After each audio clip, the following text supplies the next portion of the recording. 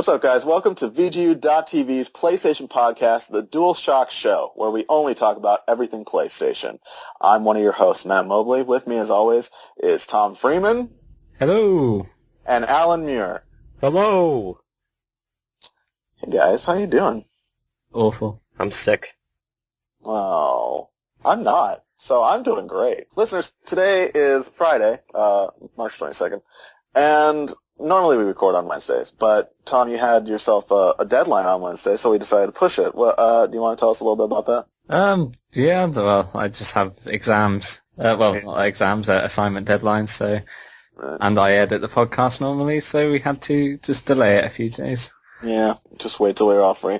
Now, Tom, I don't know about you, or Allan, I don't know about you either, but I'm on spring break, so... Yeah, I've got 2 weeks off, but I was meant to go home. 2 weeks. 1 week. Amazing.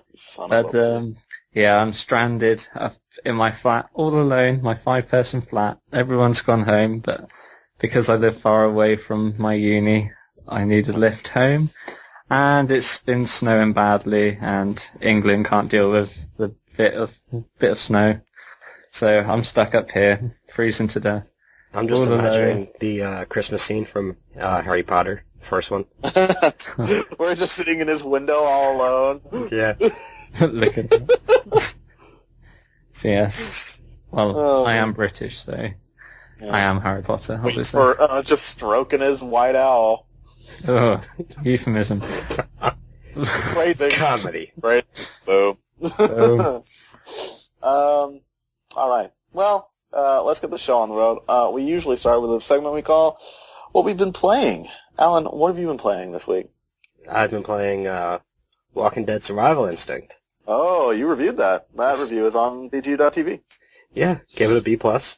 Yeah, spoilers. Spoilers. Now nobody has to read it. Yeah.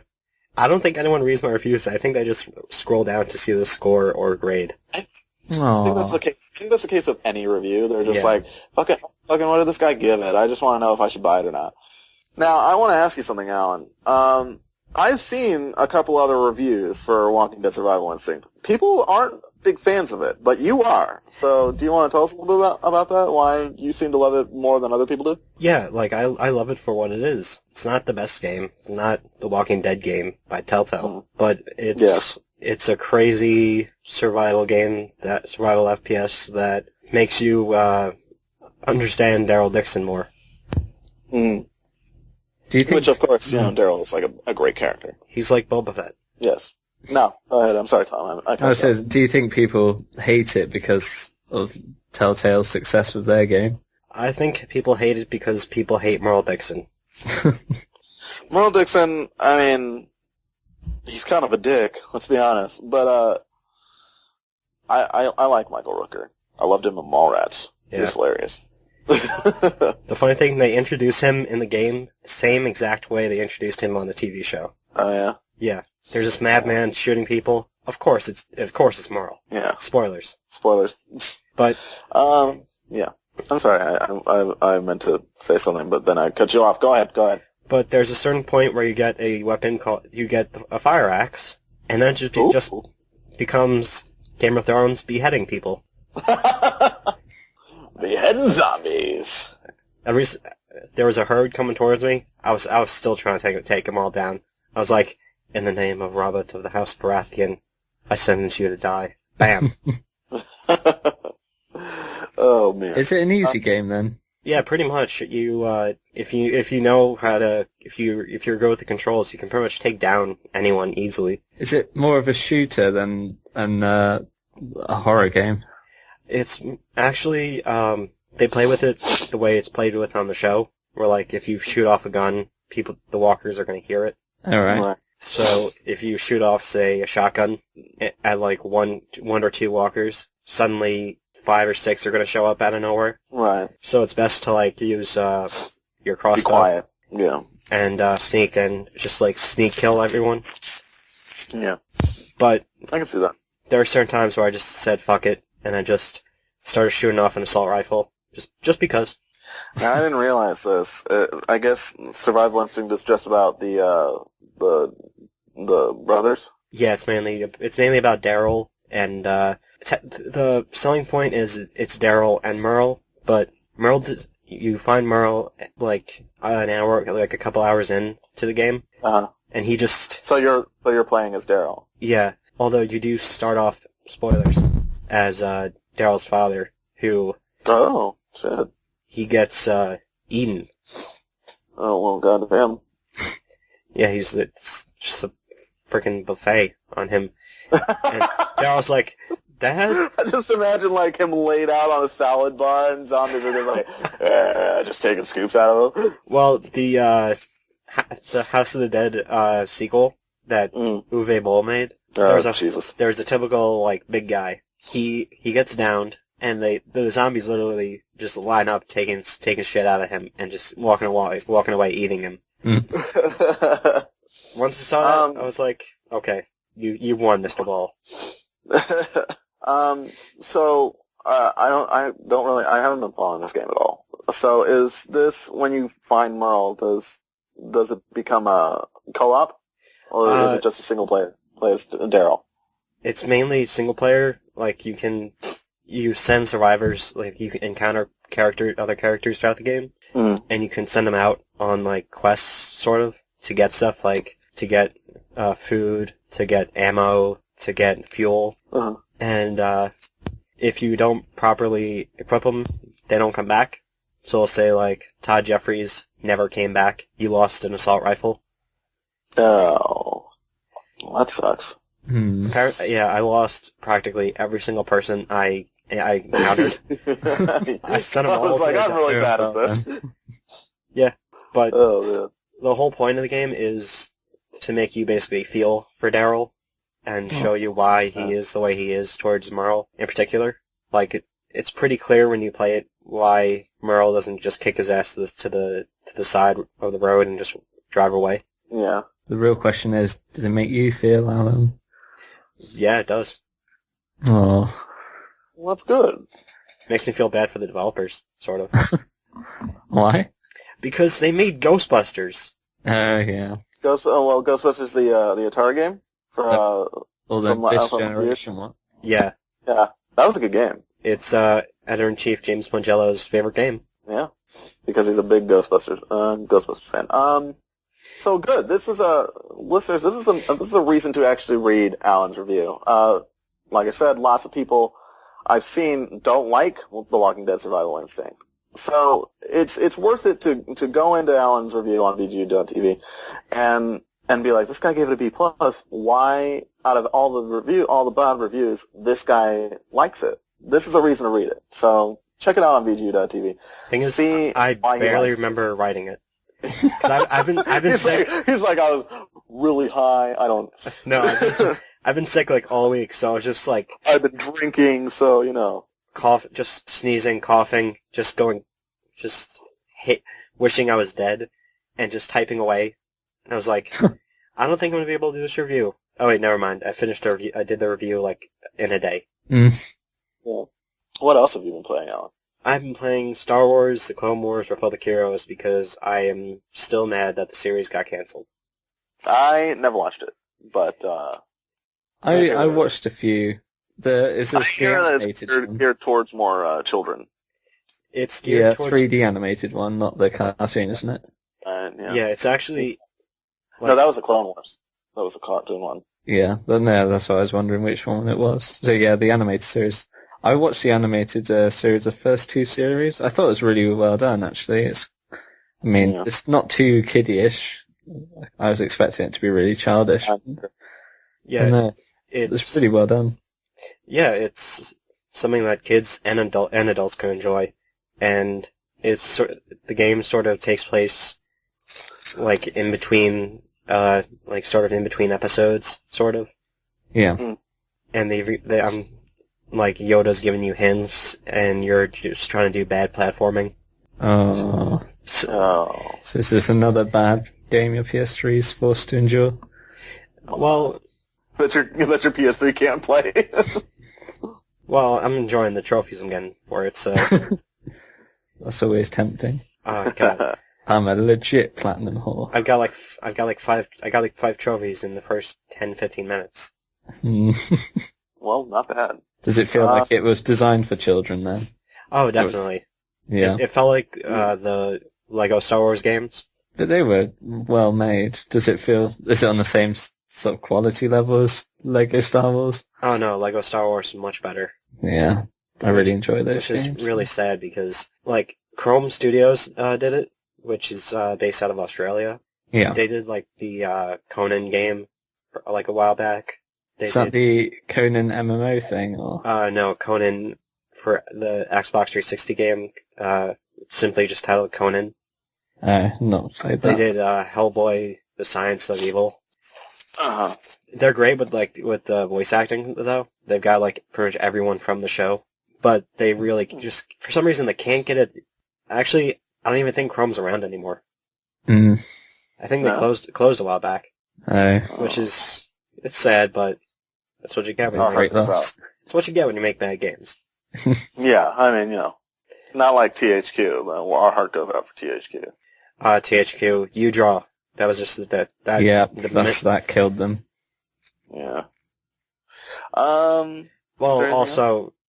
Also THQ, they apparently owed the WWE like millions of dollars. Yeah, of course, yeah, for the licensing and stuff. Yeah. That's true. Yeah. But no, it's mainly just been those two. Okay. What about you, Tom? Well, I've had a lot going on this week, but I have tried to get a few games in there. I started a new game on Demon's Souls because I love punishing myself. So, that the online is surprisingly active for an old game, and a game that I play bad games, and I at least enjoy myself. I would never play a game. I've played Dark Souls. Yeah. For like 10 minutes. I would never play that game again. For shame. Amazing game. You just need to get past the initial hump. We already know how frustrated I get with, God of War, so I'm not even going to bother touching Dark Souls. We need some resident Dark Souls player or Souls player. No, I really do like the series. I think it's really unique. I think they did the Journey online before Journey, and then no communication with each other. You can summon each other, and then just gesture at each other, but you can't talk to each other. Condemned 2 did that first. Condemned 2 was a very good game. Yeah, it was a very strange game. Yeah, but it's not cooperative, is it? It's campaign. That's what I meant. No, it did the Journey, play the whole game together. You can do that in Dark Souls and Demon's Souls. I don't get why Monolith never made a sequel to that. Well, Condemned 2, I don't think it sold very well. I did like Condemned 2, except for the stupid story. Well, well, I mean, especially if you've never played the first Condemned, it's. I mean, like the ending is a little weird in the first Condemned, but it just goes balls out strange in the second one from the get-go. Yeah. You're just like, I don't know what is going on right now. I'm like, this game's cool. It's got, meth hobos. I just don't get why they made Fear 3 yet. Well, they didn't, did they? They gave that out. That's a different studio, they gave sold the IP. They gave it away, but they didn't. Nothing was done with Condemned. Game came out in 2008.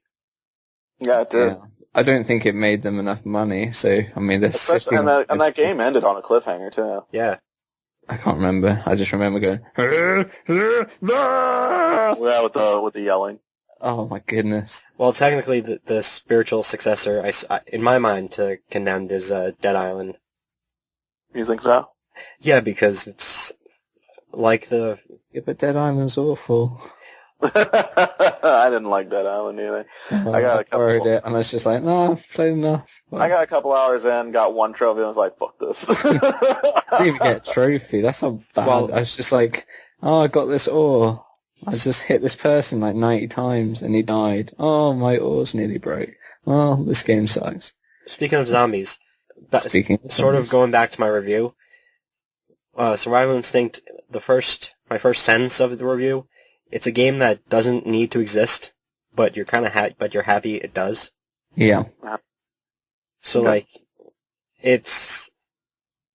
everyone wants to play a zombie game. Mm-hmm.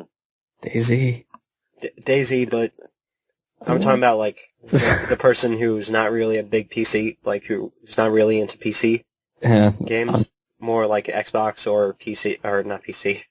Damn it. Xbox, PS3. Shouldn't mention Xbox on the show. Yeah.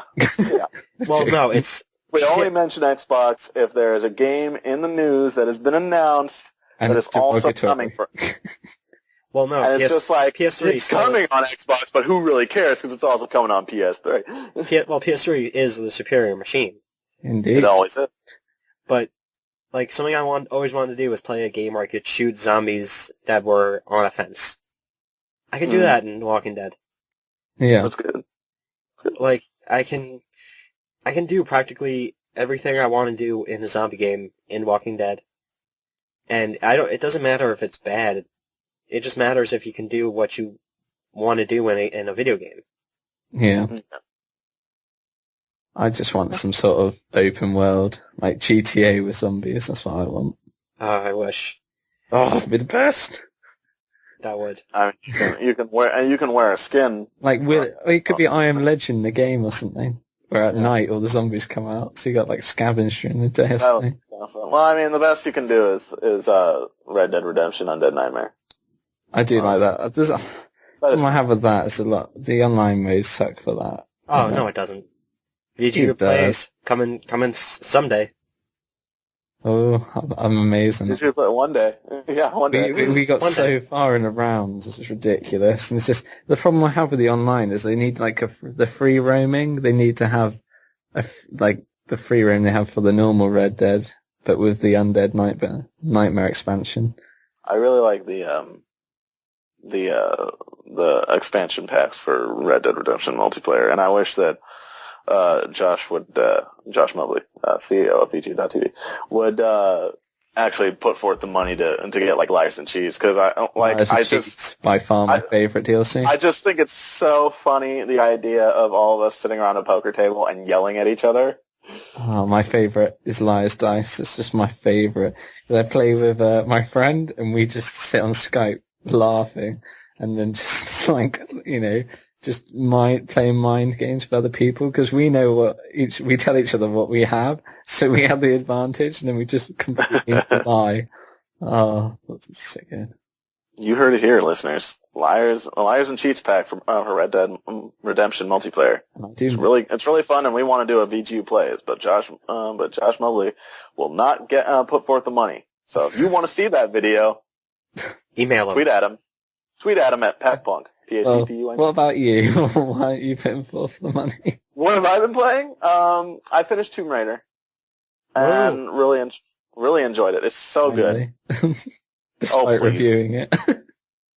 Well, I actually got farther than I expected to get when I actually finished the review. But I mean, my review still stands. I know that I said this last week that I didn't actually finish the game when I reviewed it, but my review stands, and I stand by the A that I gave it.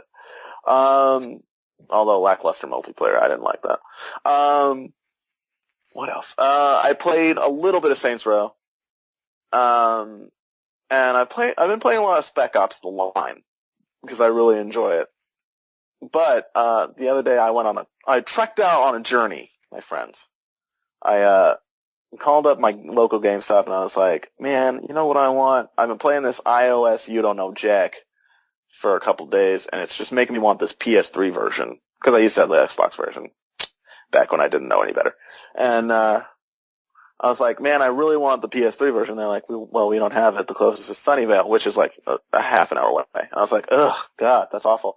So I called another one that was closer, which is in a different district. And I said, do you have it? And they said, no, the closest is Palo Alto, which is a little closer, but still, it's like 20, 25 minutes.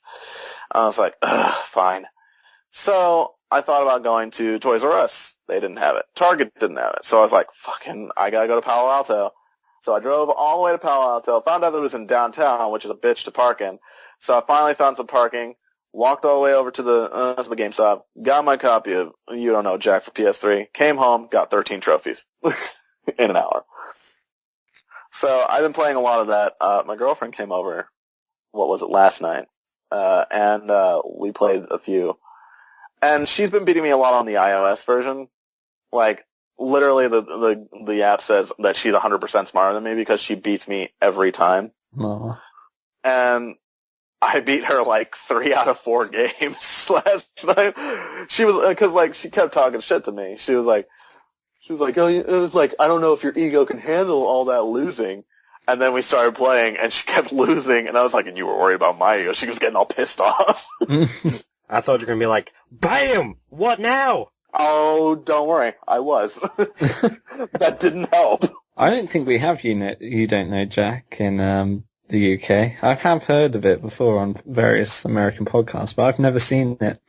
Yeah, I've been playing You Don't Know Jack since the 90s on PC. My mother had a disc for it, and I love that game. It's just so much fun. It's constantly updating. It's I believe the PC game, the tagline was the trivia game where high culture and pop culture collide. So it's just a lot of fun. And if you do manage to get your hands on it, I think you'll really enjoy it. Allan, have you ever tried it? Yeah, I did play it on 360 back when I didn't know any better. Yeah, good save. Oh man, I felt so stupid.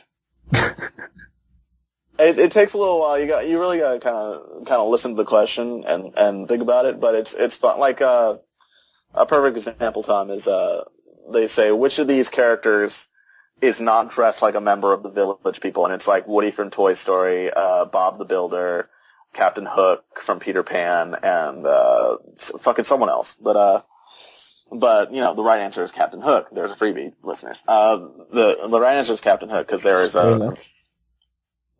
is a construction worker and a cowboy in the Village People, but no pirate.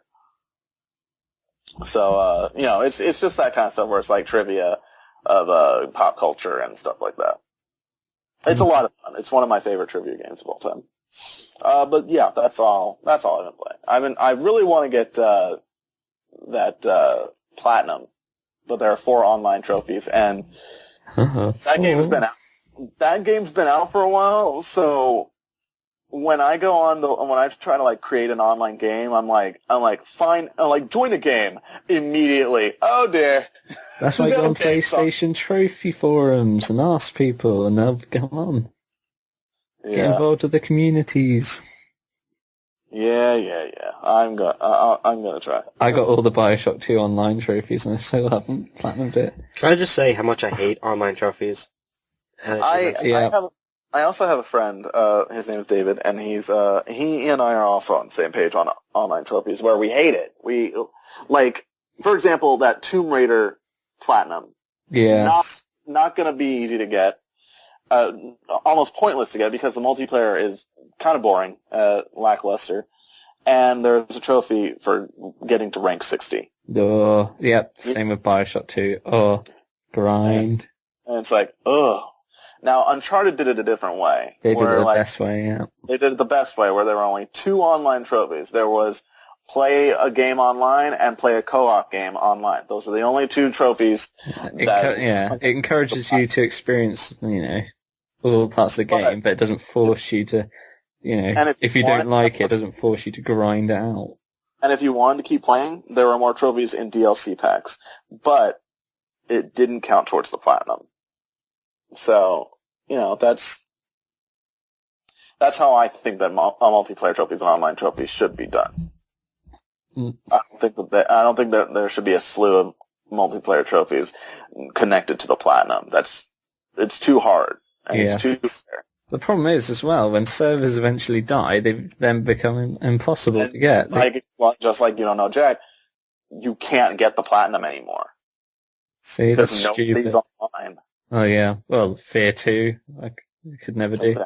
And Operation Flashpoint, that's like a super stupidly hard shooter, if you know of it.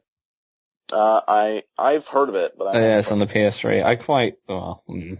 It's really bad, but graphics are awful. But I like the concept, and it's the closest kind of tactical shooter, realistic FPS we have. But one of the trophies is to complete the game on the hardcore difficulty. It's just impossible without other online people because the AI you get 3 bots instead of 3 other players. Well, they turn the servers off now, so I'm never getting that. Yeah. Spec Ops: The Line looks like a pretty decent platinum, and there are no online trophies. And it does have a multiplayer, which I haven't tried yet, but I would like to, if anybody else has it. I don't know. But I would like to try them on the multiplayer, but there are no multiplayer trophies. The hardest trophy on there is to finish the game on foobar difficulty, which I have to unlock by playing on the harder difficulty, which I'm doing, and it's a pain in the ass, and foobar won't be any easier, but it's a platinum that is attainable. Yeah. When you have multiplayer, it's like the Tomb Raider, it's like, oh, fuck, because I'm bad at multiplayer. I'm bad at playing with other people. I always lose. I'm never going to make it to rank 60, so Tomb Raider Platinum, unattainable. And that's why I think the multiplayer trophies are unfair. So. What do you think about trophies that are, do you know any single-player games where trophies are pretty much unobtainable as well?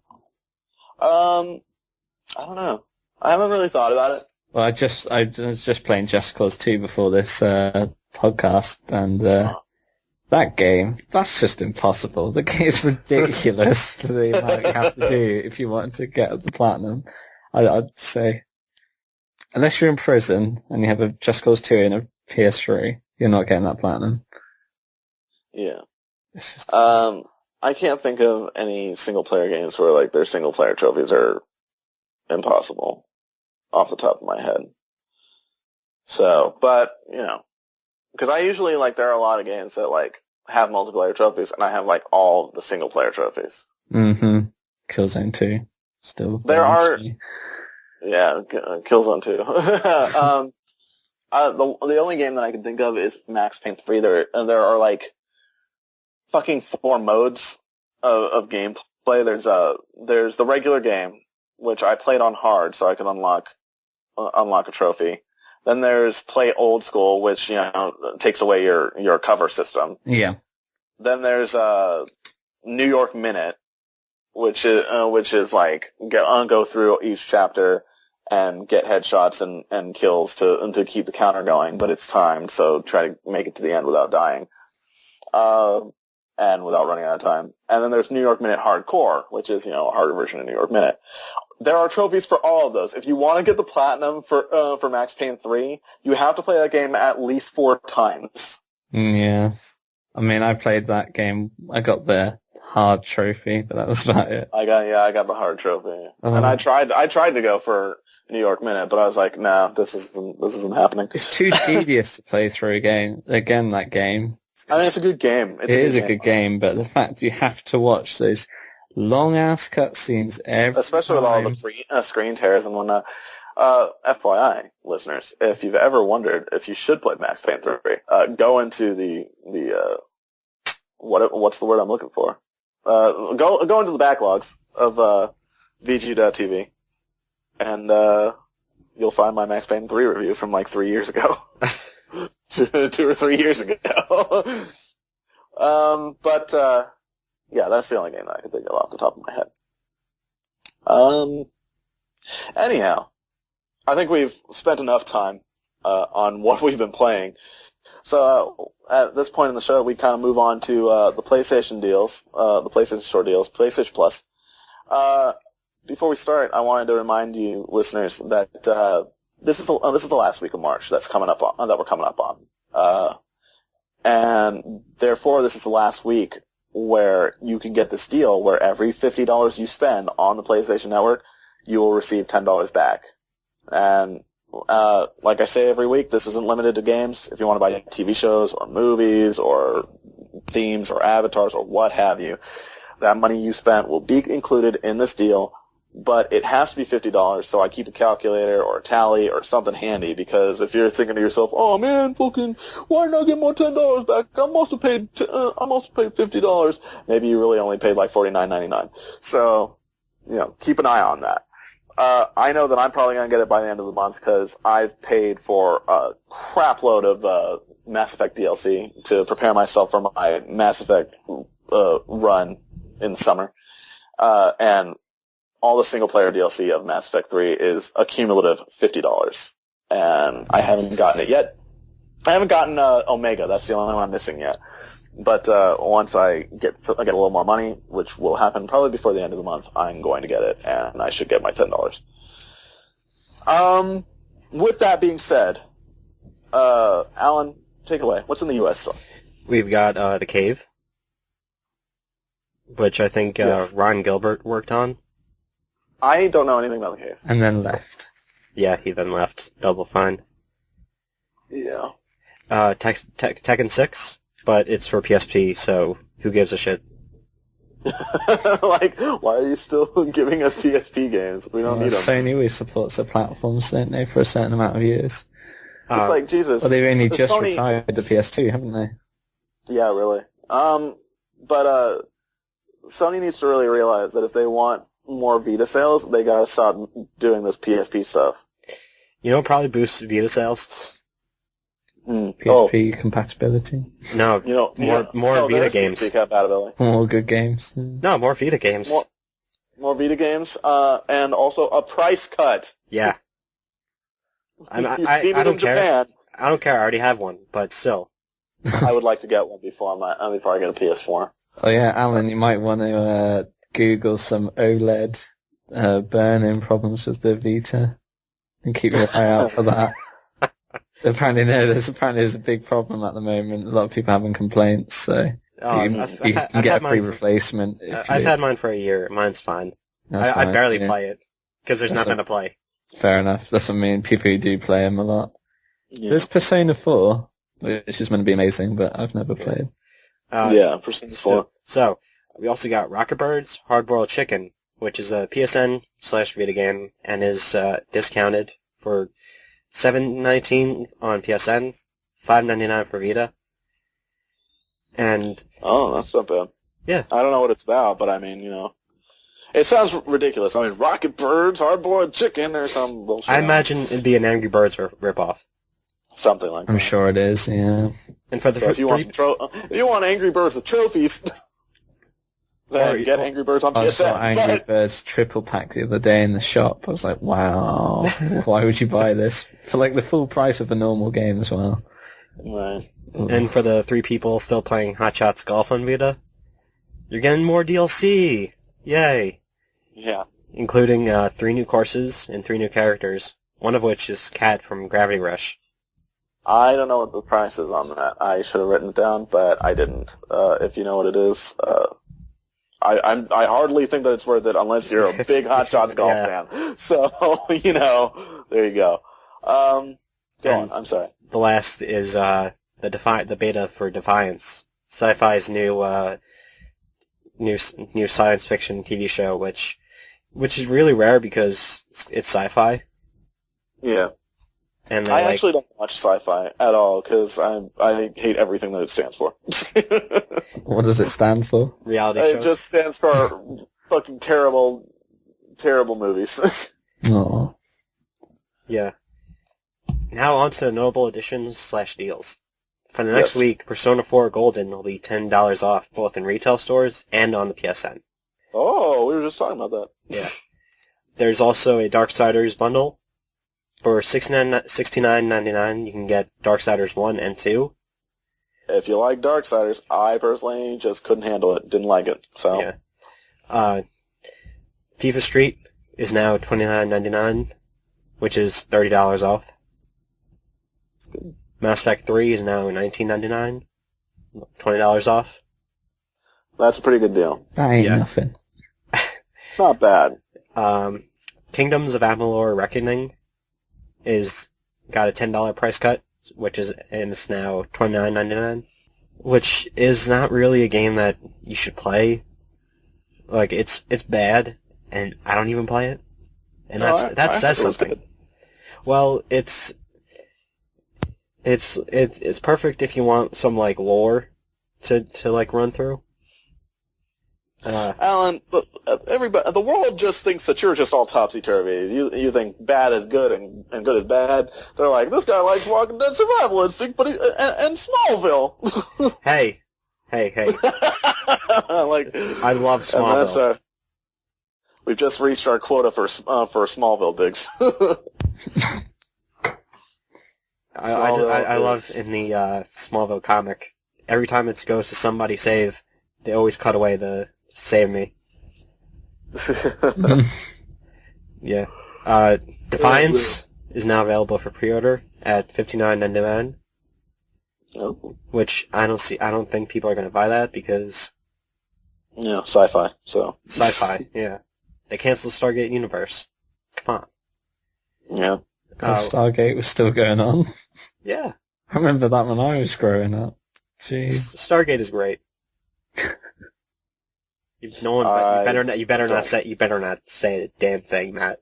I haven't watched it. So Does the dude still have that really crappy jewel on his forehead? Yeah. Unfortunately.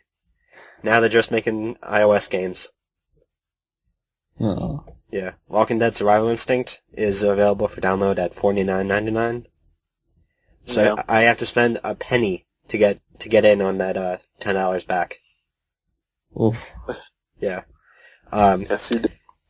Lastly, Isaac Clarke and Zeus and the Graveyard Pack for PlayStation All-Stars is now out for $9.99.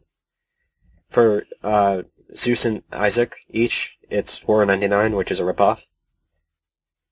And yeah, that is a lot. Like, it's too much. For just especially given that that Cat and Emmett Graves were for free. Like, I could see maybe $2.99 each.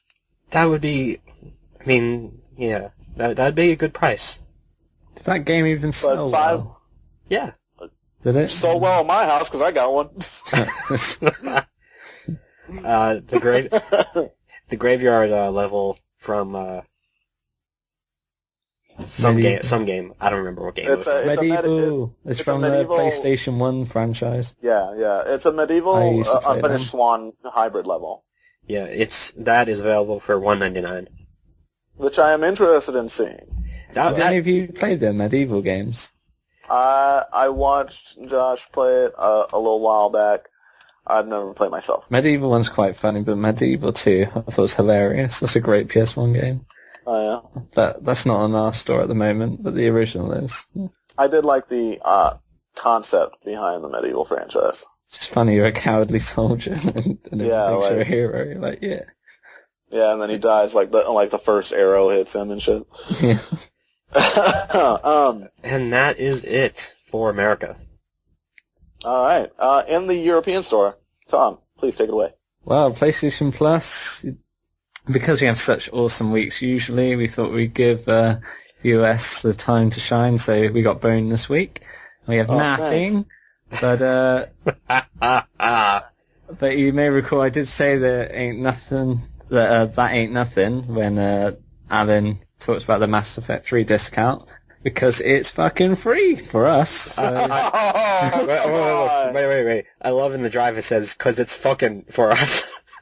I accidentally highlighted free. There you go. God, jeez.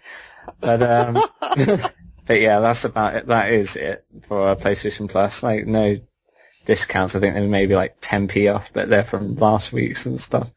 Nothing new discount-wise, which is a bit, I don't know, it's a bit bad from Sony. So, but have a good next week anyway. So notable additions and deals on the store.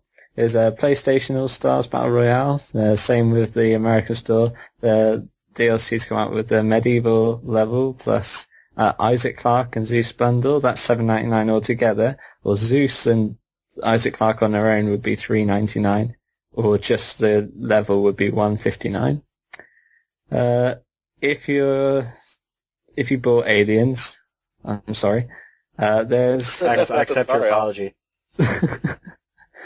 Bug Hunt multiplayer map is available for $9.99, so that's quite a lot, really. It's actually there are 3 multiplayer maps, and Bug Hunt is actually a game mode. That's a game mode, yeah. Oh, that makes it so much better. Yeah, sales are going to skyrocket now. Yeah. Everybody's like, this is what I was waiting for. Now I'm going to get Aliens Lego Marines. So yeah, so if you're looking for more content for that great game you bought, then yeah, you could buy that. Assassin's Creed 3's Tyranny of King Washington Part 2, The Betrayal's out for £8. And Silent Hill Book of Memories DLC Pack 1 is $3.19.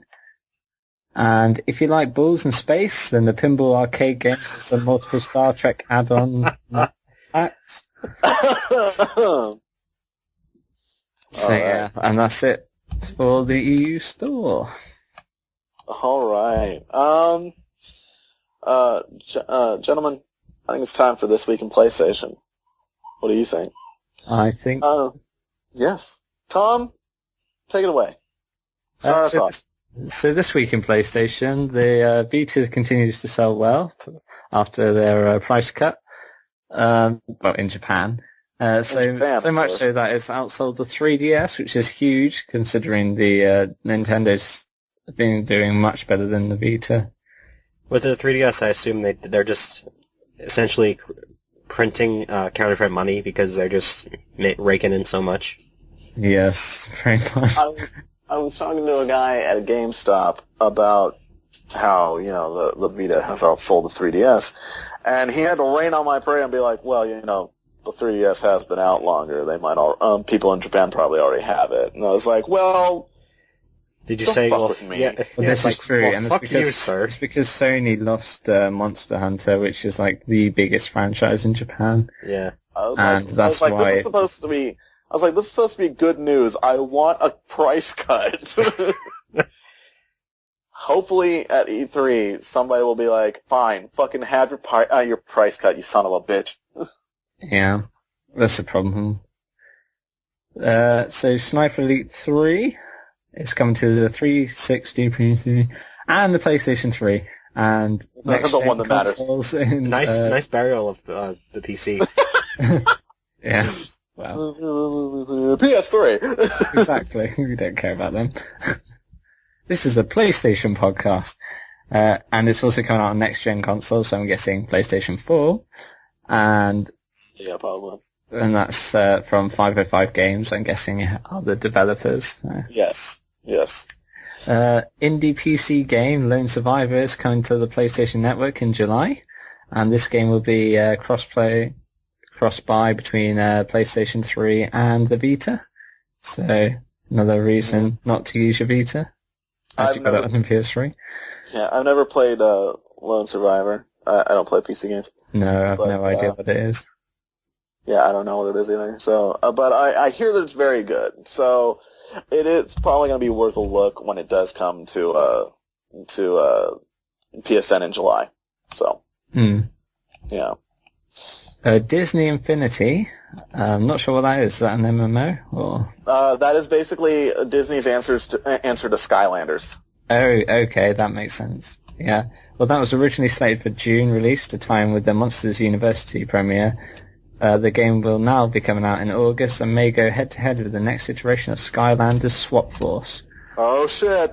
Damn. We're gonna have ourselves a little toy battle here. I'm gonna say Disney probably come out on top because Disney's so recognizable. Spyro versus everyone's probably sick of Skylanders. Lightning McQueen. There we go. Epic Games revealed that Jaeger. Yager, my bad. Yager? I thought it was Jaeger. I thought it was Jaeger too. Well, anyway, says the developers of Spec Ops: The Line is working on a new next-gen game on the Unreal Engine 4. Which is also a next-gen engine, which means that it will be for, it obviously says, it's a new next-gen game. But, Unreal Engine 4 is what they're working on for PlayStation 4. Yeah, we saw that joke, yeah. And that's good, because Jaeger, whatever the fuck, I'm really enjoying Spec Ops: The Line. So I'm glad to see that they're getting more work and they're making more games. Yeah. So, of course, the one thing about Spec Ops: The Line, and it's really not a complaint, it's just more that, it's something that you've become accustomed to after playing hours and hours of Uncharted, is Nolan North voices the main character, Walker. So the whole time you're just like, it's like fucking Nathan Drake.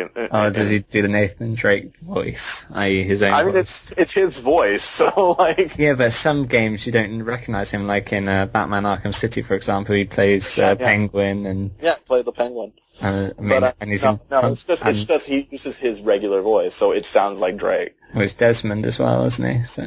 Yeah, he was Desmond too. Yeah. Go ahead, I'm sorry. Oh, that's right. Saints Row 4, because we're all fans of Saints Row the Third, aren't we? We were talking about that earlier, yeah. Yeah, so that was announced last week, and a teaser trailer revealed on August 20th, released in the US. Oh no, revealed in August 20th release, in the US. And other territories will see the game on August 23rd. Did you watch the trailers? I watched the trailer. It shows... There was just a bunch of weird, crazy stuff, like... Flash Gordon type running, flying, all sorts. One guy shoots a gun at a guy, and, his head fucking, Oh, yeah. inflates like a balloon, his eyes pop out and whatnot. That reminds me of Sim Hospital, if anyone's played that. It, spelled out Saints Row, then it was like, wait, I think we forgot a letter. And then it spells it out again, and it's like Saints Row 4, and I was like, oh! So... Well, that's exciting. I love Saints Row. I'm probably not going to get it day one because I have so many other games to play already. But also, Saints Row the Third came out less than 2 years ago. Yeah. Yeah, and Allan, you were when we talked about it when we saw the what was it the trailer? You were a little upset because you were worried that it was going to be not really upset, more cautious. Because you figured it was going to be a glorified expansion pack. I totally agree with Allan on this matter. Back before THQ fell, the expansion Enter the Dominatrix was to be just turned into sort of stopped, but instead made into a full-fledged game. So I don't want it to be like Doom 3 Resurrection. Yeah. Now, I understand your hesitation, but I doubt, especially after, THQ dissolving, that they would be dumb enough to be to have the gall to be oh, we're only giving you this fucking 4-hour game. Well, I don't think they have a choice. Or less. I think that, from what I understand, Enter the Dominatrix got too big to be an expansion pack. So... I'm sure that by the time it comes out, they will have added more stuff in there to make it a legitimate game. But from the trailer, we could see they're using the exact same engine and assets, and it does. It does look exactly the same as. And I didn't like the city in Saints Row the Third. I thought it was too small for the ridiculous sort of things you could do, and especially if you're getting flying superpower, it's just going to feel even smaller. If you can go super speed, super fast, and all that. And well, people love it in DC Universe Online. Yeah, but that game, that's huge. The city and that. Yeah. And that's an MMO as well, so it's a different audience. Yeah. But, that's what I mean, it's just absolute if it's going to take place in the same, if it's going to have the same engine, same assets, and it takes place in the same city, I think it's just going to feel like a glorified expansion, like Allan said. Look, I'll say this. If I can mug someone and then fly away, I'll be happy. At this point, like I said, I'm not going to get it day one because I agree with you, Allan, that I'm a little cautious as well because of this. So I want to wait a few days. I love Saints Row the Third. I'm eventually going to get it regardless of how big it is. Yeah. But if it turns out that it is not very much, it's just pretty much Enter the Dominatrix. It's not that much of a game. I'm going to wait till there's a discount on it. You know. So. Well, I think I think Koch Media, they're the people who bought it, and they own Deep Silver, who I think they're developing it with them at the moment. Yeah, so I think they just need to. They were trying to release this as fast. Are they partnering with Volition? I think so. I think Deep Silver and Volition, but I'm not. I think maybe Volition got. No, because I know Deep Silver is on the docket for. That's on the trailer, but I know Koch Media was the actual. Yeah, because Volition was sold along with Saints Row. Yeah. Yeah. Yeah, I know that. Yeah, but Deep Silver was featured on the trailer. I'm not sure if Volition was actually. Yeah. But, I don't know. I don't remember. I only watched it the one time. Yeah, but, same. I do specifically remember Deep Silver's name being on there. That was one of the first things that popped up. Then, yes.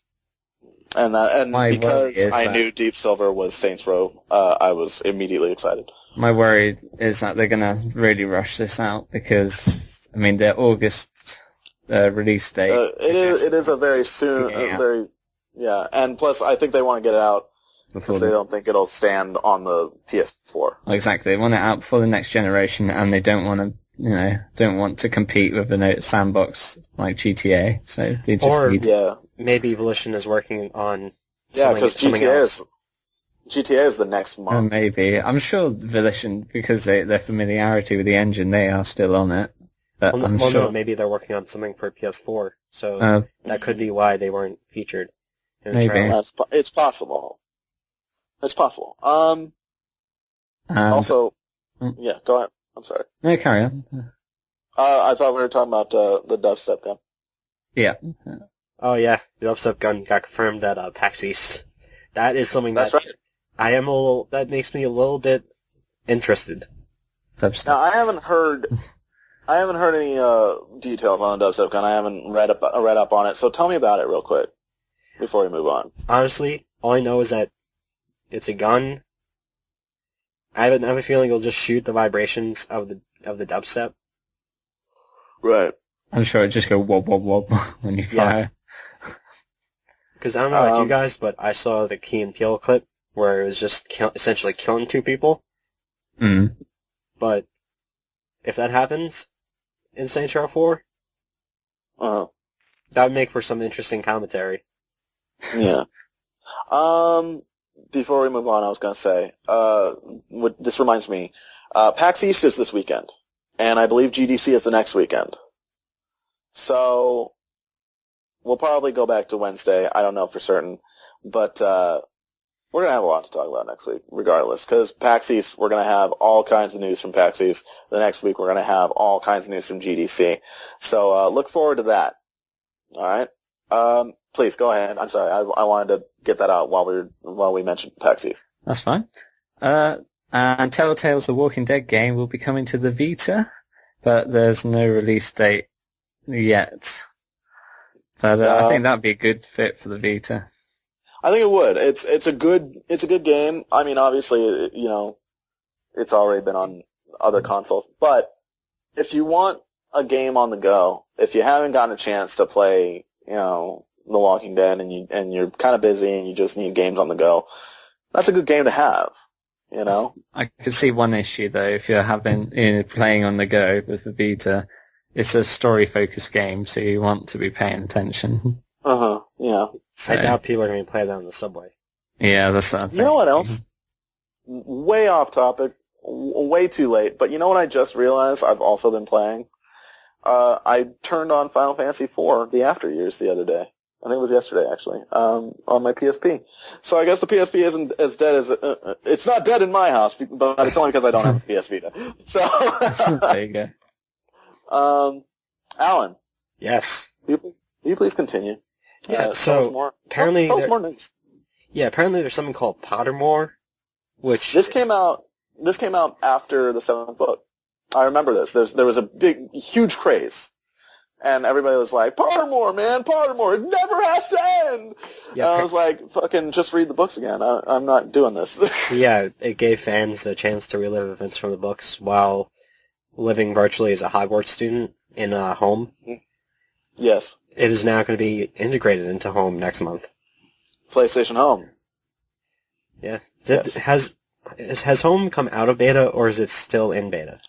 I don't even know. Still in beta. I never go to Home. Home is amazing. I went to Home once and was like, eh. I went to Home once and was like, whatever. And then I just never went back. Yeah, the PlayStation Home version will introduce a book-herding minigame and expand on the Wizard Duel feature. Oh yeah, book herding. So there you go, Harry Potter fans. Pottermore coming to PlayStation Home. Well, you just don't want that adventure to end upon that PlayStation Home. Okay, go on. I'm sorry. I hope that made at least one person with a gun to their head put the gun down. Aww.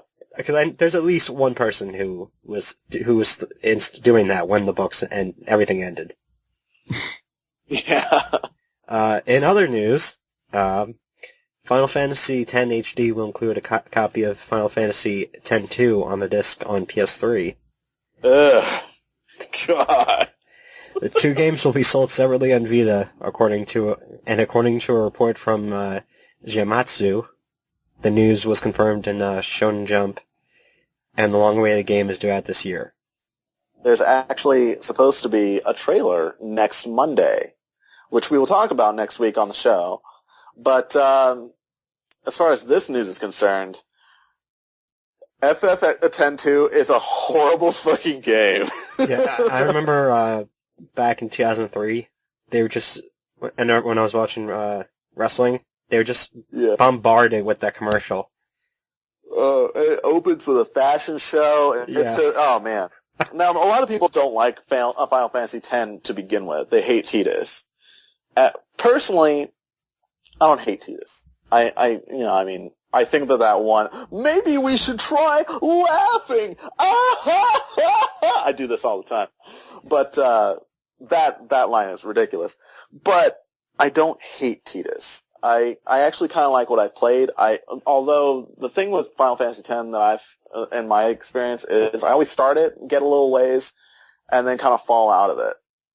And I'm hoping that when it finally comes to PlayStation, I'll be able to play it because I'll be like, trophies, man, trophies. So, but 10-2 is a terrible game. I do like Real Emotion, though.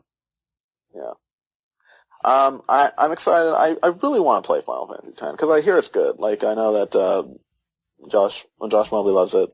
We also have a friend that really loves it, who's never actually played it, but he loves it. He has a wall scroll of it. But Josh loves it. He's finished it before. I've never finished it. I want to finish it. And maybe this time I'll finally be able to finish it. So, any opinions, Tom? You've been really quiet. Don't care.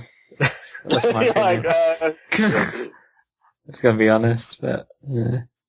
I've never been a big fan of the series. So. I like Final Fantasy. I've only finished 1 and 4, but I love 4. 1 was pretty good. I've played a little bit of every one, I think, and I love 9. I love 7. I just, I like a lot of them. There's only a certain amount of cheese I can take. It's just, it's just dumb. All right. Okay, go ahead. I'm sorry. Well, let's not hold up the news. Meanwhile, at the Legion of Doom, Black Adam has been confirmed as a playable character in Injustice: Gods Among Us. So excited. Yeah. For people who don't know who he is, Black Adam was Shazam's first pupil, and he ultimately led to Billy Batson becoming Captain Marvel in an effort to undo Shazam's wrong. Which I'm excited about because Black Adam is pretty fucking awesome. Now, newcomers to the comics world, you might not know who Captain Marvel is, but he is what's now known as Shazam. Shazam, originally Billy Batson turned into he would scream Shazam. It was the wizard's name and it would turn him into Captain Marvel. Now, instead of Captain Marvel, his name is Shazam. But I'm very excited because Black Adam is a really cool character and he's a really awesome villain. So, I'm excited to see, more on Black Adam, and I'm so excited for Injustice: Gods Among Us. God damn it, I'm excited. Yeah, actually, I just pre-ordered it last night because I'm so excited. I would pre-order, but nobody comes to my house, so it's almost pointless to have a fighting game. I'm just gonna buy it then the next week. Just sell it back to GameStop. I'll probably borrow it long enough to get a few trophies. You should probably get a GameFly account if you do that. From what I understand in America. Yeah, it's probably less money. Yeah. But no. Like I said, I'll probably borrow it long enough to get a few trophies that I can get and then give it back. But go ahead. Fun fact: Shazam was actually. It's also by screaming Shazam. It's actually like Solomon, Hercules. It's not just the wizard. It's a acrostic. or something. It's I don't know what the word is. Abbreviation. Abbreviation, I guess. I was thinking of a poem. A acrostic poem is like, you know, when it reads down the first line, the first letter of every line. So it's basically like the wisdom of Solomon, the strength of Hercules. So it's not just saying the wizard's name. It's just by saying all these things, these powers that he has as Captain Marvel. He's still Captain Marvel to me. So yeah. He was the original, wasn't he? And then wasn't it some sort of licensing problem? Well, no.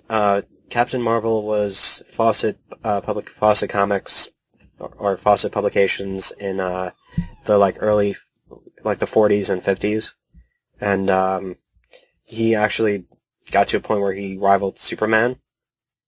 Yes. Yeah. And then they tried. There is an animated movie, isn't there, of Captain Marvel and Superman. I know it's on Netflix, but I don't remember what it's called. It's called Superman / Shazam: The Return of Black Adam, and it's actually it's the same voices as the Justice League TV show. Oh yeah. Yeah, which is just I love that show so much. Yes. I was trying to look up. It's an acronym, is what the word is, and also I was trying to look it up. Shazam. Shazam stands for Solomon, Hercules, Atlas, Zeus, Achilles, Mercury. Yeah. Which is Captain Marvel's elders. Achilles seems like a dumb attribute. Well, Achilles, besides the heel, Achilles was like the strongest man alive. Yeah. Aside from that one little weakness, he was pretty much It's a weakness. Now there are also other deities. Captain Marvel's elders are Solomon, Hercules, Atlas, Zeus, Achilles, Mercury. The deities that supported Mary Marvel were Selena, Hippolyta, Ariadne, Zephyrus, Aurora, and Minerva. And the deities that supported Black Adam were Shu, Heru, Ammon, Zahudi, Aton, and Mehen, because Black Adam is Egyptian. Yeah. Also, fun fact, the Batson / Marvel family had a talking tiger named Takitani. Oh yeah, that's right. They did. Yeah, there was a moment in Final Crisis where he's just like, I never thought I'd be saying this again, but I have to go get my jetpack. Which is just so great because he has to go fight one of what's his face? I don't know. Final Crisis. Final Crisis. It's been a long time since I read Final Crisis, and Final Crisis was a weird book. That took me a while to fucking understand. That was Grant Morrison being super Grant Morrison. That was Grant Morrison at his weirdest. That and Return of Bruce Wayne was just like, what is going on? But yeah, I barely remember Final Crisis. That was a long time. That was like 3 years ago. Hey fuckers, it's a PlayStation podcast. It's all time back into Injustice. Injustice Gods Among Us will be released on April 16th. See, it all ties back. Yeah. And also, Giant Sparrow, the creative minds behind The Unfinished Swan, have announced that their new game will be called Edith Finch. I thought they were going to finish the Swan. Yeah, well. Well, I mean, I've beaten Unfinished Swan. Spoilers. The Swan is a painting that the kid's mother did that she never finished, and at the end the kid finishes it. So spoilers. Aww. Don't play it now. Thanks. No need. I mean, it's a good game, but I mean, it's not like oh man, I gotta play this a million times and share with everybody because it's a work of art. Like, it's okay. Edith Finch. That's it. Edith Finch. By the way, there's only one piece of art for it, and it's just like a very decorative mirror above the words Edith Finch. So no idea what it's about, no idea, no other details. So basically, Giant Sparrow was just saying we want to answer the question everybody's asking us if we're working on something, and we are here. This is what we're working on, but there are no other details. So, excuse me, I'm sorry. Any other comments on Edith Finch before I move on? Sounds like an ugly woman. Well, I mean, it sounds like an old woman, at the very least. I mean, how many young people do you know named Edith? So, Crystal Dynamics' Carl Stewart explained that there are no plans as of this time for single-player DLC for Tomb Raider. All DLC that comes out is focused on the multiplayer content, so if you're looking for a reason to jump back into Tomb Raider, there isn't one. Just like we said earlier, multiplayer, very lackluster, not very fun, not worth trying to get to rank 60 for that platinum. Deadly Premonition news. Remember we talked about this, actually it was on the first episode of Dual Shock. I think it was like our first piece of news. Deadly Premonition Director's Cut will be released on April 30th. So one more month. The once Xbox exclusive will now be on PS3 with a little cleanup. Reviews were mixed, though there were more negative than positive. So it's really down to how much you love Twin Peaks, whether or not you want to get it, because like they draw heavily on Twin Peaks. I've never played it, but I do love Twin Peaks enough that I would like to try it, but not for like a full retail price. I played Deadly Premonition, and it is a great game. I'm sure it's great, but I mean, even with I think what they added was a lock-on as well as a few other things, but I don't know. But I would like to try it. It does sound like it's really weird in that kind of fun way, that David Lynchian way. So yeah, I don't know if I want to pay. It depends on how much it is, but I don't know if I want to pay the full retail price for it. Is anybody out there, listeners, are you still playing White Knight Chronicles? I know one of my friends actually plays that.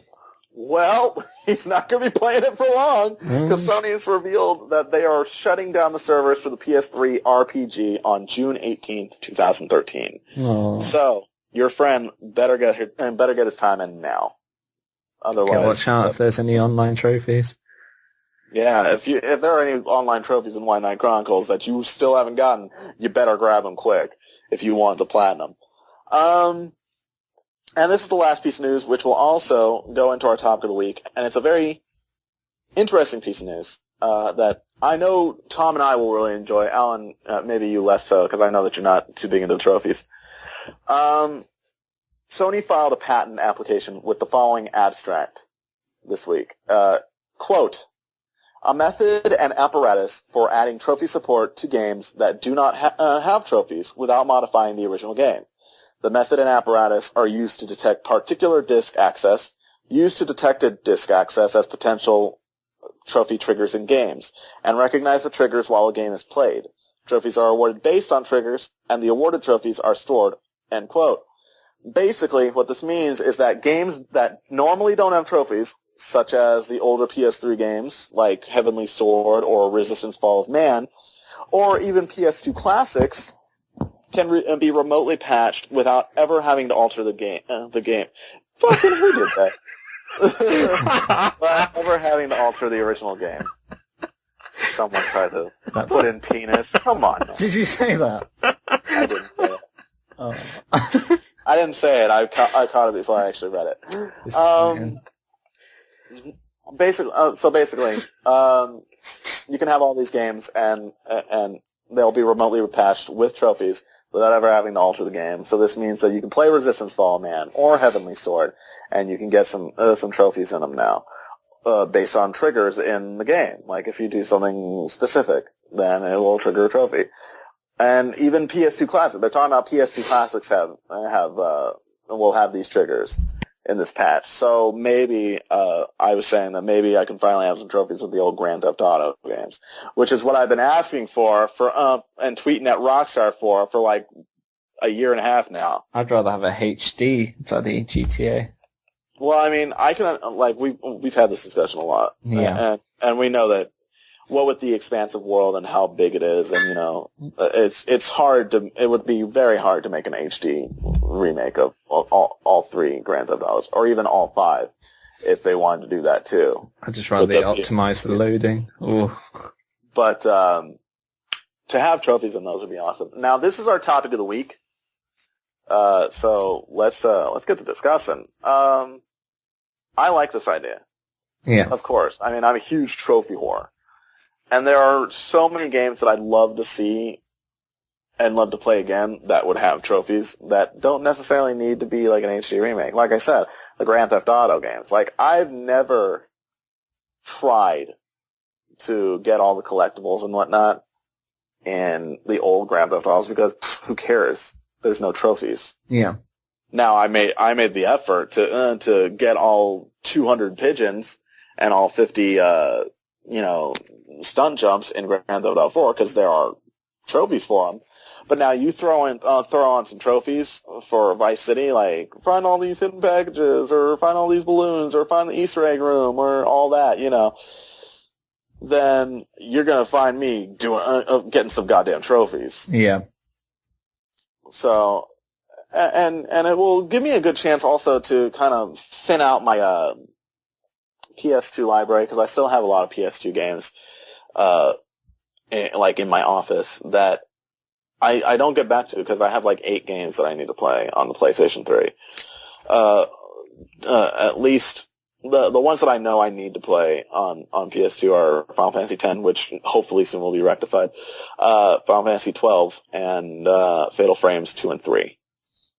So, I would love to see these older games kind of come up and be PS2 classics and have some trophies, and that would be fun. As far as Fatal Frame, that would be a little difficult because, a trophy will take you out of the moment, and those are terrifying games. Yeah. But maybe they'll be like, I don't know, maybe there will be one day a patch where it's like, do you want trophy pop-ups? Like, and you can say no if you don't want to, like, get sucked out of the game. It's like, mm-hmm. Like, oh, hey, I did something. Surely with all these trophies on, older games like that, surely it's at the developer's discretion, because who else could implement them? I don't know. I could only see it really working with first-party games. I can't imagine, something like a Call of Duty 3, for example. I mean, it's a bad example, but I couldn't imagine Activision going back and unless I suppose did they have Xbox achievements for that game? Which game were you talking about? Call of Duty 3. I don't remember. It's a World War II shooter. It's like one of the first games that came out on the PS3. I don't play a lot of Call of Duty. I've only played Call of Duty. Allan, would you know? It doesn't really matter, but yeah, I'm just wondering. I just can't see this. I can't see any incentive for developers to create trophies. Well, I doubt people who played Call of Duty 3 actually liked it. No, it's not a great game. I still have it in my collection, but I kind of justify it by saying I tried taking it back, but because I got the American version, I couldn't take it back to the store. They wouldn't accept it. Oh, man. Same with Medal of Honor Airborne. The joys of eBay. Yeah. But I do. I mean, if you want to play Resistance Fall, man, I played it once. Not very fun. Well, I really liked the original Resistance Fall, man. I wasn't a fan. Like, I heard that Resistance 3 was good, and then they fucking canceled. They're like, we're not working on Resistance 4. I remember hating Resistance 2. Resistance 2 I just thought that Nathan Hale was a terrible protagonist. I just thought the whole game was terrible. At least one had, some sort of, it was a nice tech demo, and yeah. But a decent enough story. Had some sort of mystery, and then 2 just like, yeah, we just spoiled the mystery, and yeah, here's some shitty game. Funny story though. If you ever play 2-player on Resistance Fall, man, take a look at your second player because like the first player is obviously Nathan Hale. Yeah, some black dude, isn't he? and he looks so angry. But if you look at the second player, it's some black guy, and he just looks wide-eyed and confused the entire time. It's very funny. My favourite is when they had skill points, like the Ratchet and Clank games, and you could unlock the Clank backpacks. Oh yeah, in that game. That's awesome. That's both. That's yeah. And it would be nice to see like like the first couple of Ratchet and Clanks that didn't have trophies. Definitely, yes. I mean, Tools of Destruction. That's just waiting. That's begging for trophies. That game. I mean, but Sony have retroactively already fitted games with trophy because Uncharted, Drake's Fortune. Well, I mean, you also have to consider this. All right, Uncharted had in-game rewards. Yeah. So it was easy to patch and trigger but so trophies. does Ratchet and Clank. That's what I mean. So yeah, you could do that for Ratchet and Clank. So I'm wondering though, because they retroactively fitted Uncharted Drake's Fortune because that didn't release for trophies. So you think, I don't know, I don't know why it's a big announcement now, like a trophy patent, like whether. Well, I was watching the video, and they were saying that I can't exactly remember like the quote. I'm paraphrasing, but basically they don't do that a lot with a lot of games because they have to like re-register it, I guess, and that costs a lot of money. So like they only do it with games that they know they're going to get a specific like a great amount of turnover, like a great amount of money out of it for all their work and all the work they put through. So that's why they did it with Uncharted, because they knew that Uncharted was really successful. They did it with Metal Gear Solid 4 because they knew that people love Metal Gear Solid 4. I don't know why, but I mean, I guess it wasn't very long after the HD collection, so I'm sure that was I'm sure that helped. So I guess maybe Tools of Destruction just wasn't enough. They were like, no, it's not worth it, or and the same with Resistance, Mm. So now with this patent, it's going to be a lot cheaper. You can just remotely patch these games without ever altering it, and just insert these triggers, and it's going to be much cheaper for them, I guess. And I as a trophy whore, I say go for it, because I'm all for more trophies. Yeah. Yeah. Same, I'm a trophy whore, but I might, Like, I mean, you are like one of the only people that is above me on my list. I mean, I agree, it would be great, but like I said, I can't see the developers putting time in to older games to create trophy lists without an incentive. Right. I can't, especially third-party developers. It's just. Well, I think it's like I said. Like I've been constantly berating, like badgering Rockstar's Twitter for a year and a half now, just being like, you should really make an HD collection, or fuck it. And I'm even like, fucking don't even. I don't even care if it's an HD. Just slap some trophies in those bitches. But I know there are enough Grand Theft Auto fans out there that would just jump on the fucking train. They'd be like, I gotta get trophies in Vice City. Like, I mean, if you're a Grand Theft Auto fan and they're like, hey, they just put up Vice City on the store, the PS2 Classic, then you take my stance where it's like, I already fucking have it on PS2. Mm. But if you say to a Grand Theft Auto fan, hey, they put Vice City on the store as a PS2 Classic, and it's got trophies, you're like, I'm all up on that bitch because I want some trophies. So I think. You really gotta sell it to these developers and be like, look, there are enough trophy whores out there that are gonna buy your games again. Yeah, I could also see just for the trophies. I could also see the patent working with because at the moment it's a requirement for games that release on the PlayStation to feature trophies. So I could see them now, going forward from a certain point that all games, including the classics, will have to feature trophies. Yeah. I could see that also being a way to make developers do it, but I'm still not sure how many games. I've even heard that PlayStation Minis will get trophies, which, that personally feels like a waste of time, because who fucking buys Minis, honestly? Just one trophy at Platinum. But that's gonna help boost your self-esteem. You're like, I got so many Platinums, but who fucking buys Minis, honestly? But, hardly, 1 in 5, maybe, are worth the $2.99 tag, so, but yeah, that's how I personally feel about, this trophy patent. Which, I like your question, but I'm going to do a joint question this week, to kind of reflect our topic of the week. That's fine. Allan, before we move on, is there anything you wanted to mention about the trophy patent? Because you've been pretty quiet. No, nothing. Yeah, Allan, you're like, what, level 4? You're not really big on the trophies. I'm level 7. Level 7? Yeah. That's nothing. That's nothing. Like, Tom, what are you, 17? I've no idea, actually. I never look at my level. Tom's, I think, 18. Oh yeah. I'm 16. I'm always like constantly. If you add me on Facebook, you'll see that like every day there's like a slew of like trophy updates because I'm constantly sinking. Just like where am I now? I know right now that I am level 16, 39%. I recently got the Mass Effect 3 Platinum. Did you? Yeah. I'm gonna see if I can go for those. It's really easy. It's just I would like to go for those. Yeah. But yeah. I mean, listeners, as you can see, we're huge trophy whores. I mean, to the point where when that Cat and Emmett Graves came out and the Heavenly Sword level came out for PlayStation All Stars, I bought, like, Cat and Emmett Graves were free, but I bought the level just because I knew there was a trophy for it. Nah, One single trophy, and I wanted it. I'd like to say I'm a platinum whore. I like my platinums. I do like my platinums a lot.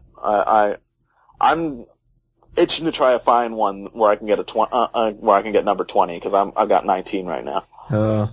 I'm so close to getting the Bioshock 2 one, and I'm close to getting the LA Noire, close to getting the Dragon Age, and close to getting... I'm close to a lot of them. I'm close to like Resident Evil 5 and Dead Space and... Oh, Resident Evil 5 is a bit of a pain. Oh yeah, I've got like professional still to do, and I'm just like, oh my god. I'll help you with that, actually. You gotta find like the right partner, like seriously, like I can choose the game. I got the Infinite RPG. I'll play with you. Yeah, totally. Yeah, like I the last time I tried, I threw it on and I played with two different partners. One kept running off on his own. I was like, you have to stick to me. And then another one stuck close, but wasn't good enough and kept dying. So, like I said, gotta have the right partner. And Tom, I will definitely play with you. Not today because I don't have it with me. That's fine. My girlfriend actually has it at her house because I've been trying to play with her and we haven't gotten back to it in a long time. But I'll try and get back from her and we'll work on it together.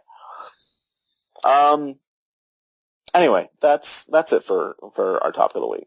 Kind of short, but it did spark a little. We bit. had a lot of news, so it balances. We did have a lot of news, and we lingered a lot on the what we've been playing.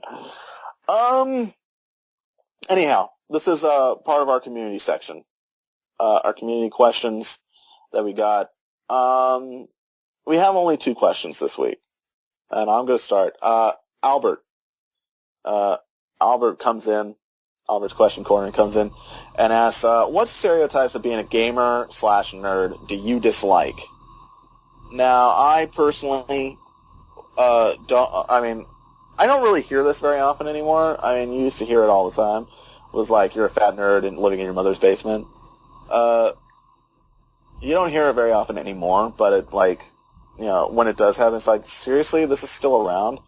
Now, a personal stereotype that I hate, and we've mentioned this a lot before, is it's not going to be directed at me. It's not going to be directed at any of us. But I hate the idea of a girl gamer. Now, I'm very I have feminist friends, and my girlfriend is also kind of a feminist, and I am pro pro equality, and the idea of a girl gamer. Girls don't like that. So this is kind of like a lecture at this point. Girls don't like being called girl gamers. They just it singles them out. You don't when you talk about men. Like if I say like Tom, he's a guy gamer. You don't say that. No, I say I'm a man gamer. Get it right. You don't have to say girl gamer. Girls don't want to be singled out. They want to be part of your community. They're just gamers. And that's something that, like, I don't like that stereotype. I don't like that being furthered. And if you want to be like, most people don't realize that that's the case, that people don't like that. But it is a stereotype, and it isn't part of equality. If you want it to be equal, call them gamers. Because that's what they are. Don't single out their gender. But that's my personal answer. You guys, do you have an answer for this question? Stereotypes? I'll let Allan go first. The one that gamers/nerds can't socialize at all. Mm-hmm. It's just terrible because actually, because people say that, oh, you probably can't even have a conversation with a door. But when you actually... I mean, when you're with... This podcast itself is like proof positive that gamers can have a conversation, now albeit about games, but we can also have conversations outside of games. Of course, so many people play games now that, like, that usually becomes the topic of conversation between a lot of people. Like, oh, I see you got a PlayStation, what do you play? You know, that kind of shit. I'm sorry, Alan, I cut you off. Please go ahead. Like, every single time I've been around people who are nerds, well, there's really got to be a replacement for nerd, because it sounds terrible, but... Nerd always does sound a little, like, inflammatory in a way. That's right, the whole geek nerd t-shirt thing's becoming a fashion trend, so yeah, that could help. I guess, yeah. But, like, when I used to work at a comic book store, there'd be people playing video games, and there was never a dull moment. Like, never a quiet moment among them. Mm-hmm. And the people... Yeah. Like, we're just... You'd think that they have zero problem whatsoever. Yeah. I mean, we can socialize, no problem. It's not a big deal. As you can see, we're very sociable people. We love... I love talking. I love talking about video games. I love talking about anything. So, that's why, like, if you listen to the show so many times, like... That's why we started the whole show. That's why we started the show. And it's also why when you listen to the show, more than once in each episode, I'm always like, I'm sorry, I cut you off because I love talking. And I just kind of interrupt because I'm like, oh man, I got something to say about this that you say, that you're talking about. So, did I cut you off again? I apologize. No, not really. I pretty much finished. Oh, okay. What about you, Tom? I think the biggest problem is that the stereotypes. It's just this negative stigma around video gaming, even though it's one of the biggest money-making industry in the world, and media industry, Yeah. and there's a lot of negative. It's the idea that we're playing with a children's toy, and we're recluses because we do so. And it's just, I think television, people sit hours a day, the same amount of hours you would video gaming, but somehow television's acceptable to sit on your ass doing nothing. But, gaming is the same, it's entertainment, but at least you're, interacting with it, and it can be a social experience as well, like multiplayer. It's just, I don't know, I think, carry on. I've always thought that, it always irks me when, like, an adult will tell, like, someone our age, if they're playing video games, why don't you grow up? Something like along those lines, as though, video games are for children, which they're not. Mm-hmm. That's why there are games that are rated T for teen and rated M for mature. Like, you can keep playing games when you're in your 20s, when you're in your 30s. I don't even give a shit if you're in your 50s. You can play video games, no matter what age you are. Yep. And I think, and personally, I think it's half because, like if it was my father, he's from a generation where he plays fucking Doom and Tomb Raider, and that's fine. But if I'm like on an Xbox or the better machine, the PlayStation, he's like, what are you doing? Grow up. It's like, no, fucking, this isn't for kids. I mean, I'm fucking an alien in Mass Effect, alright? Leave me alone. I'm mature now. I'm a man. America. I'm a man. I have a very mature relationship with Liara, alright? Even though she's like a child considered, by Asari standards. Which is kind of weird. So yeah, that's what I hate about the stereotypes. I hate those. Hero had a question, Tom. Indeed he did. So, what game from any other system, so PC, Xbox, Dreamcast, whatever, would you love to see come to the PlayStation 3/4? Now, I'm going to go in a different direction. You said PC, Xbox, all those. Well, I'd like to see a couple of Zelda games on PlayStation. But, because I love Zelda so much, but I'd also like to see some older PS2 games that have never become PS2 classics, such as Fatal Frame. I love Fatal Frame. I think it's scary. I think it's terrifying. I think the voice acting is horrible, but I think it's a good game, and I'd love to play it like on the PlayStation 3, whether as a PS2 classic that would eventually get trophies, or as an HD collection, which I think that it should get, because I mean it's a trilogy and it's perfect. There's 3 games. Go for it. I think that would make a great HD collection, and I'd like to see some trophies in it.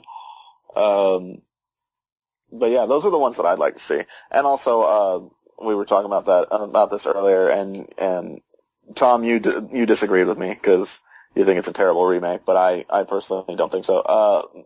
The Metal Gear Solid: The Twin Snakes remake, I'd love to see it be remade and put onto the PlayStation 3. I'd love to see it die. Wow, here's the last episode of Dual Shot. No. Those are the games that I'd like to see, personally. Allan? Allan. Oh, that is so easy. WWF WrestleMania 2000. Of all the games. I want to see men wrestling. Yeah. Come on, this game Just came of all out. the games, it's like WWF. Game came out almost 15 years ago on the N64. I want to play that. I want to play an updated version of that. Wow. I can't believe all the games. Oh, man.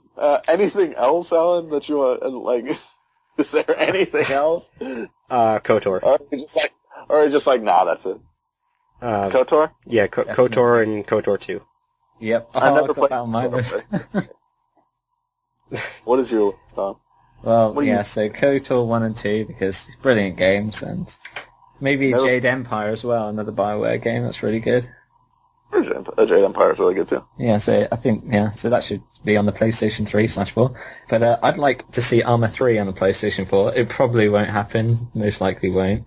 But that game looks really good, and I really like tactical shooters like that. I'm not a fan of the arcade shooters. I like slow-paced games.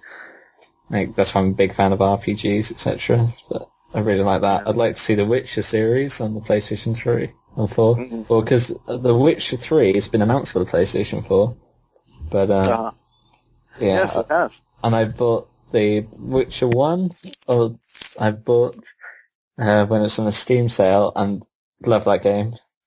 Yeah. Just banging chicks. But that's pretty much all that game is. But it's really good, though.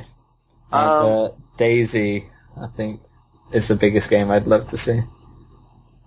And, of course, obviously, all of the games that we mentioned last week, that when Albert asked, what Xbox exclusives would you like to see on the PlayStation 3? Of course, yeah. Those also count.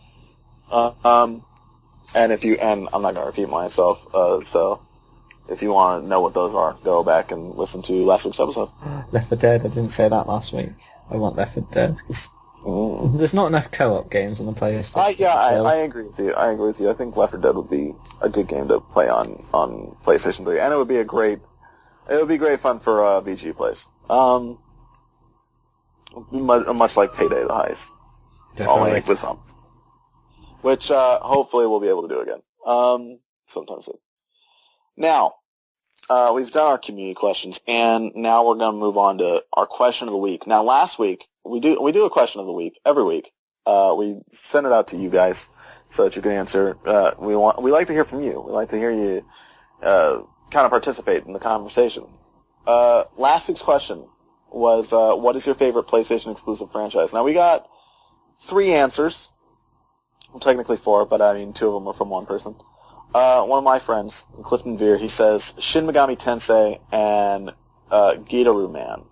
Gitaru Man. Gitaru Man, bro. I've never heard of it before, so I didn't know. Such a great game. Gitaru Man. I apologize. It's Shin Megami Tensei and Gitaru Man.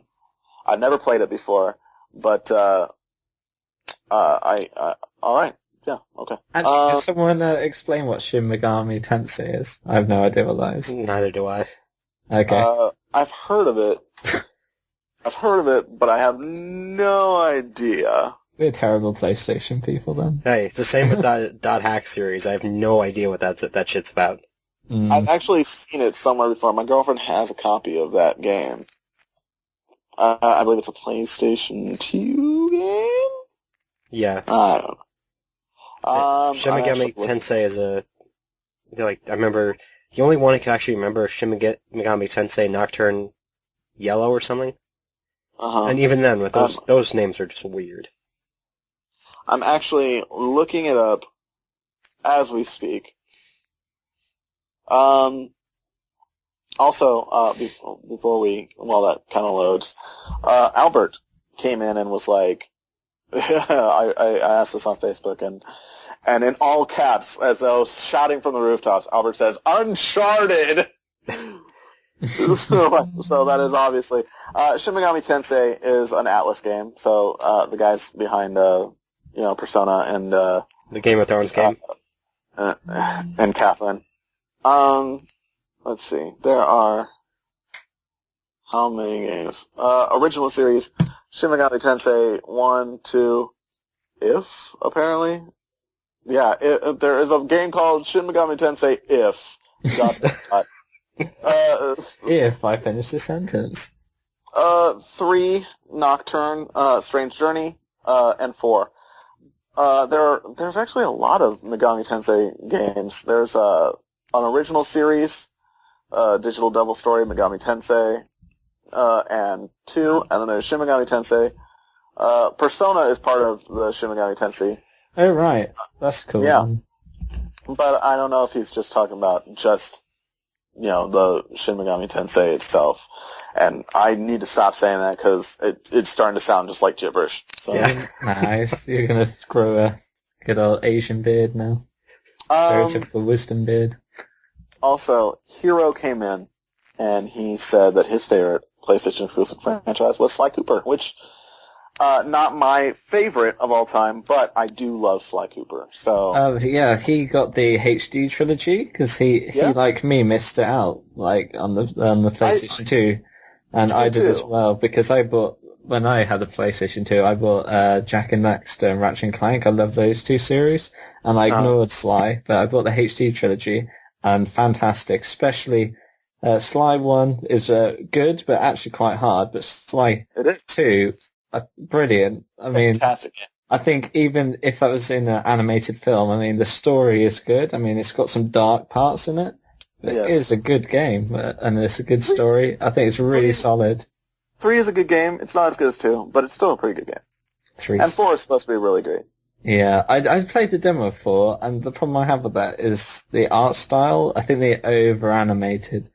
Like they put way too many lines, cel-shaded lines on Slide and made him look kind of weird. And I think they just did too much to how he moves and stuff, and it's too exaggerated for me. I don't know. I want to play it though.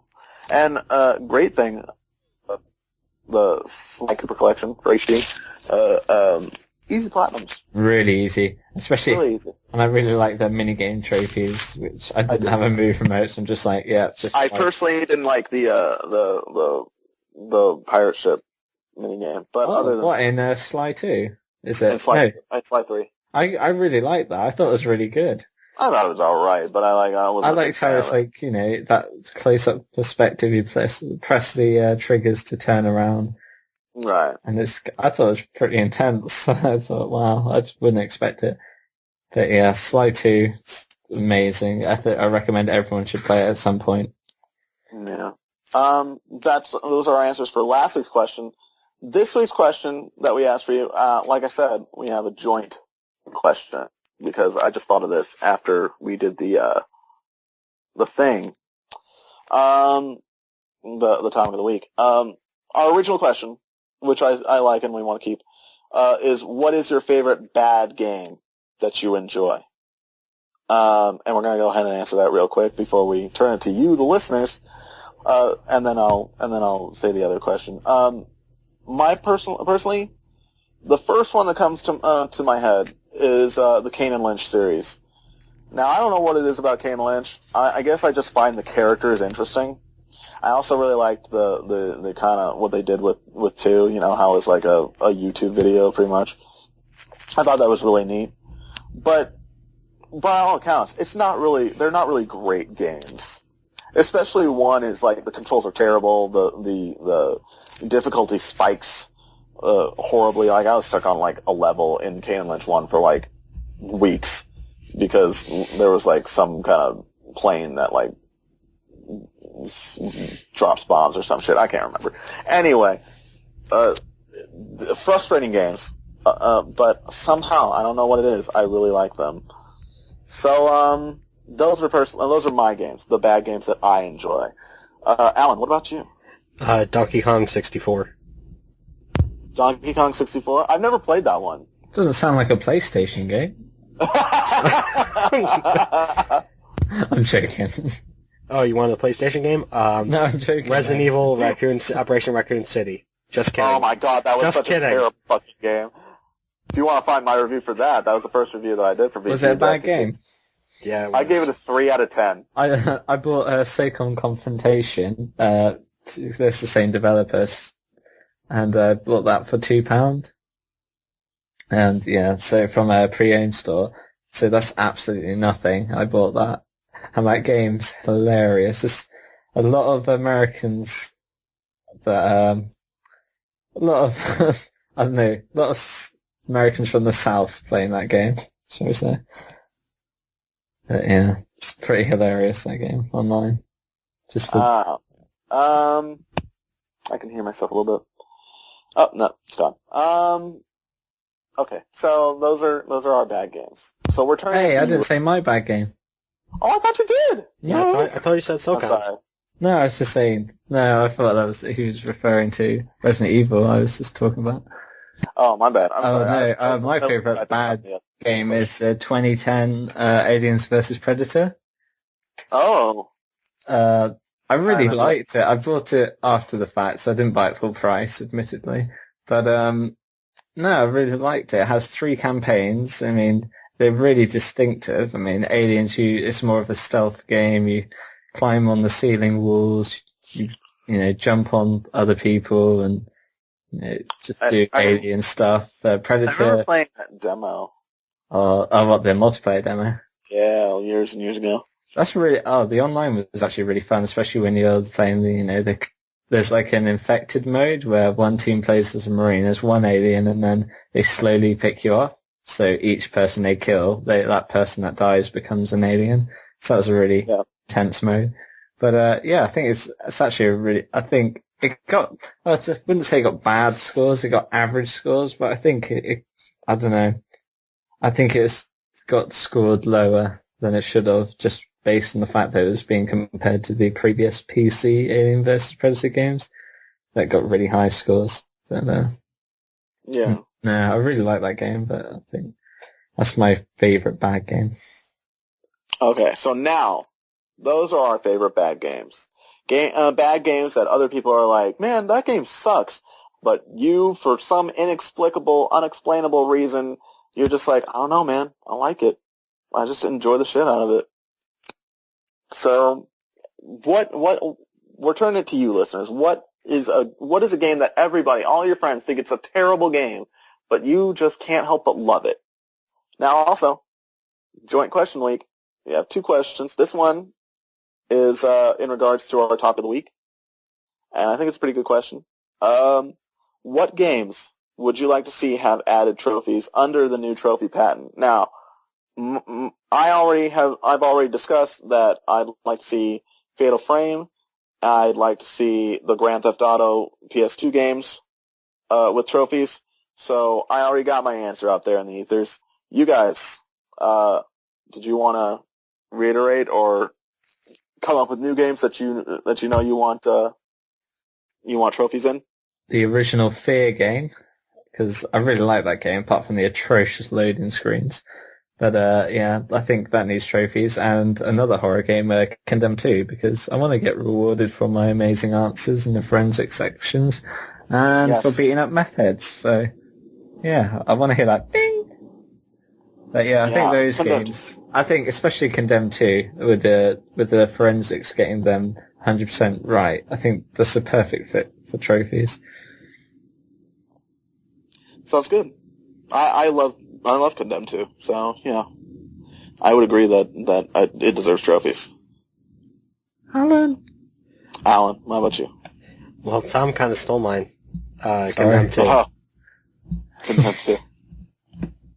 Wow. He's like, I had no backup. So yeah, I really didn't have a backup. All right. Well, then we're turning it to you, listeners. Don't forget, we have 2 questions this week. First of which, a bad game that you enjoy. A game that all your friends are just like, man, that game sucks. But you're like, I don't know, I like it. I enjoy the shit out of it. I got the hiccups. I don't know if you can hear that. Oh, Jesus. The second question, after, talking about the trophy patent, possibly, God damn it, adding, all these other trophies, adding trophies into all these other games, what games do you want to see get trophies added to it? So, answer those questions for us. We'll read your answers out, next week on the show. And that's gonna right about do it for DualShock this week. Oh, Jesus Christ! Jeez, stop drinking. I don't even have any water next to me, so I can't. That's okay. We're almost done. So there's no point in fixing it now. So, thank you for listening to the VGU.TV's PlayStation podcast, the DualShock Show. Please visit our website, VGU.TV. Hang out in our forums. We have a DualShock thread that you can hang out on that when it's not littered with spam, or you can tweet at us at VGU.TV, and you can also find us on YouTube at VGU.TV official, where you can find our. We'll also be on iTunes, but Jesus Christ, you can also find this podcast up on the YouTube channel. If you don't want to go on iTunes. But you can also find us on iTunes.